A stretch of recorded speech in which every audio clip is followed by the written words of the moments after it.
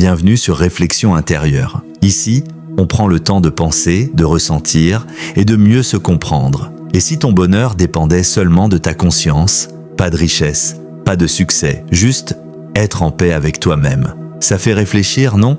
Dans la vie, on cherche tous à être heureux. Et pour ça, on a besoin de repères, de choses qui nous rassurent. Parmi elles, il y a cette idée, avoir la conscience tranquille. Mais est-ce que ça suffit pour être heureux? Peut-on vraiment être bien juste parce qu'on n'a rien à se reprocher? Avoir la conscience tranquille, c'est se sentir bien avec soi-même. C'est dormir le soir sans regret. C'est savoir qu'on a fait ce qu'on pensait être juste. Et cette sensation fait du bien. On pense plus clairement, on se sent plus léger et on vit les choses plus sereinement. C'est aussi bon pour nos relations avec les autres. Quand on est honnête, qu'on ne cache rien, on crée des liens plus simples, plus vrais. Et ça aide à être heureux.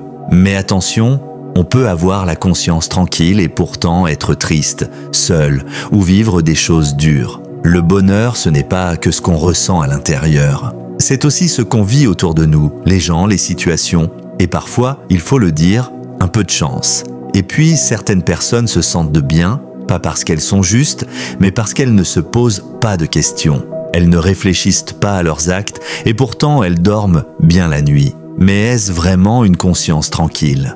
Ou juste un manque de conscience? Parfois aussi, suivre sa conscience peut faire mal. Dire la vérité, refuser de tricher, défendre ce qui est juste, ça peut créer des conflits, des pertes, et ce n'est pas toujours facile à vivre. Donc non, la conscience tranquille ne suffit pas à rendre heureux, mais elle aide beaucoup. Ce n'est pas la seule chose qui compte, mais sans elle, le bonheur est fragile, instable, un peu vide. Car au fond, comment être vraiment heureux si on n'est pas en paix avec soi-même? Merci d'avoir pris ce moment avec moi. Si cette réflexion t'a fait du bien ou t'a poussé à penser autrement, tu peux t'abonner à la chaîne pour ne pas manquer la suite. À bientôt sur Réflexion intérieure.